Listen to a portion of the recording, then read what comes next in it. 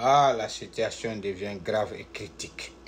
Les pays de l'AIS avec leur chef d'État en haut, la transition, les putschistes. Voici les panafricains qui sont là. Et ici, vous avez vu, les fidèles au Mali, à la grande mosquée de Bamako, ne veulent pas entendre le nom du colonel Assimi. Tout le monde crie, l'imam Diko, l'imam Diko. Ouais, c'est pas moi qui le dis. Le peuple est fatigué, le peuple souffre, le peuple a besoin de l'électricité. Aujourd'hui, il y a un manque d'eau potable au Mali. Le peuple a besoin d'eau, le peuple a besoin de l'électricité, le peuple a besoin des médicaments dans les hôpitaux. Vous avez compris? Voilà, les écoles sont fermées. On demande la réouverture des écoles. Le peuple a trop attendu. Le mensonge, la propagande à beau durer sera toujours rattrapé par la vérité. C'est tout ce qu'on demande à ces putschistes-là. Donner de l'électricité, améliorer la condition de la vie, la condition de vie de la population. C'est tout ce qu'on vous demande. Mais ils ont été incapables. 1 an, 2 ans, 3 ans, 4 ans bientôt, ça ne va pas. Rien ne change. Vous voyez, voilà ça à Bamako aujourd'hui. Les gens parlent. C'est pas moi qui le dis.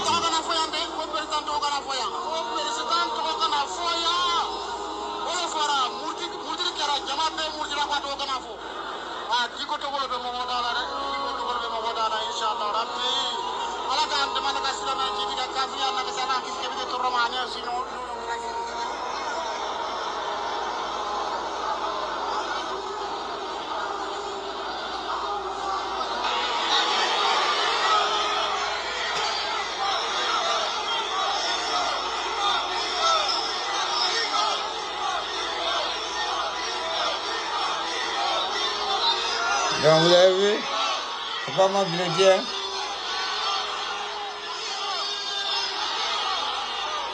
Voilà, ça c'était à la grande mosquée. Les gens crient Diko, Diko, Diko, ils ne veulent pas entendre le nom du colonel Assimi. Le peuple souffre, le peuple a trop attendu, mais le changement ne vient pas. La propagande, ils ont trop menti à la population, ils ont berné la population. La population de ces pays de l'AES s'est fait duper. Voilà, ils se sont laissés manipuler. Voilà la réalité aujourd'hui. Je vous ai dit, ils ont été manipulés par ces leaders putschistes et par ces panafricains, ces soi-disant panafricains. Donc ces panafricains du Mali, du Niger, du Burkina, ils pensent que c'est eux qui ont créé le panafricanisme. Ils pensent que c'est eux qui détiennent la clé du panafricanisme. Mais je dis que non, parce que ceux-là, leur panafricanisme se limite seulement que dans les pays du Sahel. Vous voyez, qui sont des pays qui n'ont pas accès à la mer, ils sont enclavés. Voilà où se trouve le panafricanisme de Kémy Séba, de Nathalie Niam, de Franklin Nyamsi.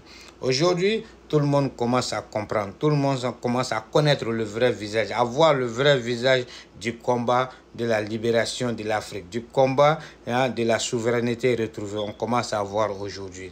Je vous l'ai dit, parce que tout simplement, leur but c'est quoi? C'est d'avoir accès à la mer, c'est de trouver un pays qui a accès à la mer, un littoral qui a accès à la mer. Voilà tout leur objectif aujourd'hui. Mais leur espoir était quoi? C'était le Sénégal. Parce qu'ils pensaient que le nouveau président du Sénégal allait adhérer à l'AES. Donc ils allaient avoir un pays qui a accès à la mer. Mais lui, il a vu que non, ça ne l'arrange pas, ça n'arrange pas le peuple sénégalais. Donc ils sont désespérés, ils n'ont plus d'espoir. Voilà pourquoi ils sont en train de créer tout ce désordre, tous ces conflits. Ils veulent créer des conflits, des conflits qui n'ont pas raison d'avoir lieu. Voilà, des conflits inutiles. Voilà, c'est pourquoi le Mali s'attaque aujourd'hui à la Mauritanie et le Niger s'attaque au Bénin, le Burkina s'attaque à la Côte d'Ivoire. Vous voyez la provocation. C'est ça la réalité. Voilà le but de leur combat. Ils se cachent derrière ce panafricanisme pour mener ce genre de combat. Vous voyez. Donc, le panafricanisme, ce n'est pas ça. J'ai dit ce combat du panafricanisme, c'est faux. Ils sont dans le faux, c'est du faux. C'est la manipulation, c'est la propagande. C'est des menteurs, c'est des jaloux.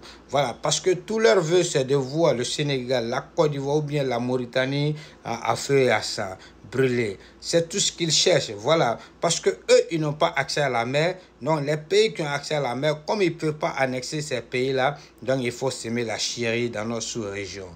Voilà. Mais aujourd'hui, la Côte d'Ivoire a du pétrole. Le Sénégal et la Mauritanie aussi vont bientôt commencer à exploiter leur pétrole, leur gaz. Et cela n'arrange pas leur maître qui est la Russie. Parce que aujourd'hui, avec la guerre en Europe entre la Russie et l'Ukraine, Vous voyez, si les pays africains, le Sénégal et la Mauritanie commencent à exploiter les gaz, les Européens n'auront plus besoin de la Russie. Vous voyez, donc cela n'arrange pas la Russie, le maître de ces pays de l'AIS. Voilà pourquoi ces panafricains et la Russie poussent ces pays de l'AIS là à semer le désordre, à s'attaquer à la Mauritanie, à s'attaquer au Bénin, à s'attaquer à la Côte d'Ivoire. Mais cela ne marche pas et ça ne va pas marcher, ça ne marchera pas. Vous voyez, c'est ça la réalité. C'est pourquoi ils sont en train de semer le désordre dans notre sous-région. Mais j'aimerais dire à ces gens-là, ces pays de l'AIS, ils doivent comprendre que l'Afrique ne se limite pas que seulement qu'au Mali, au Niger ou au Burkina. L'Afrique est vaste, plus de 50 pays. Donc vous êtes peu, vous êtes petit, vous êtes mineur. Voilà, dans ça, vous ne pouvez rien créer. C'est la réalité qui est là. Donc, tout simplement, j'aimerais dire à tous les Africains, on doit commencer à se méfier de ces pays-là, de ces panafricains-là. Voilà, parce que le peuple du Sahel, de ces pays, le Burkina, le Mali, le Niger, voilà un peuple qui s'est laissé duper, un peuple qui s'est laissé tromper, un peuple qui s'est laissé pris par le piège de ces panafricains-là aujourd'hui et de leurs leaders propagandistes aujourd'hui. Parce que c'est des peuples qui sont faciles à manipuler, qui sont faciles à utiliser, voilà, à manipuler à la guise de leurs leaders, à la guise de ces panafricains. Voilà pourquoi ils se sont acharnés sur ces pays-là. Vous voyez, le Sénégal et la Côte d'Ivoire, ils ne peuvent pas. Voilà. Donc, la réalité est là. Ils sont faciles à manipuler. C'est ça la réalité. Aujourd'hui, j'aimerais dire que ces gens-là, vous voyez, ces peuples-là, ils sont faibles d'esprit. La majorité, ils sont analphabètes, donc c'est facile à les manipuler. C'est pourquoi ces panafricains-là ont eu raison de ces peuples-là, de ces pays-là. Aujourd'hui, voilà pourquoi le peuple souffre là-bas. Voilà pourquoi ces pays sont en retard aujourd'hui. Rien ne va plus. Mais le peuple commence à comprendre aujourd'hui. Vous avez vu au Niger, le peuple, le gouvernement du Niger a annulé le meeting de Kémi Séba et de Nathalie Niam au Niger. Parce que le peuple dit que non, non, niet, nada. Ils n'ont plus confiance à ces gens-là. C'est des beaux parlers, c'est des menteurs, c'est des semeurs de troupes, c'est des bandits, c'est des destructeurs, c'est des terroristes, c'est des voleurs. Voilà, c'est des gens qui se sucrent sur le dos de la population africaine de ces pays-là aujourd'hui. Et le peuple nigérien a compris, ils disent niet.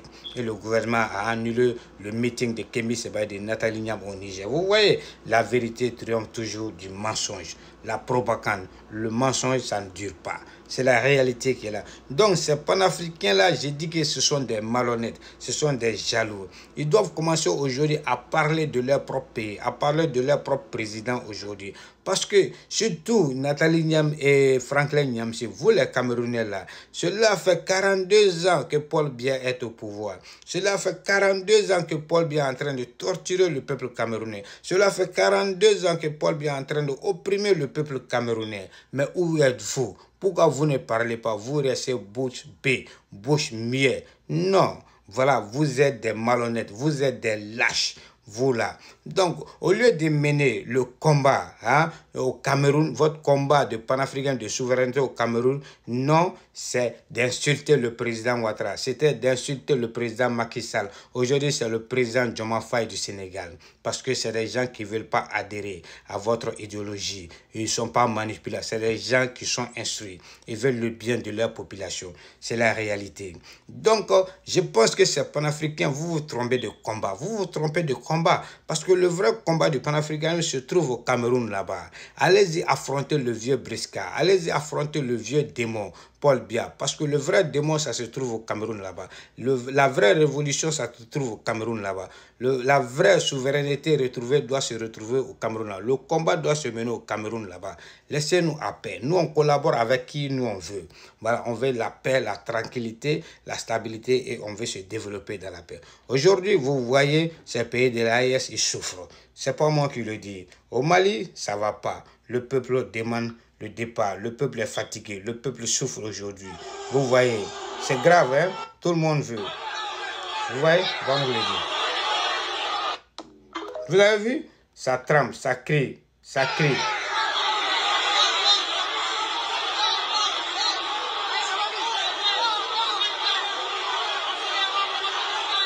Voilà, le peuple se réveille, le peuple a compris, le peuple souffre, le peuple est fatigué. Ils attendent, le changement ne vient pas. Trop, c'est trop. À bon entendeur, salut. Peace out. Bye bye.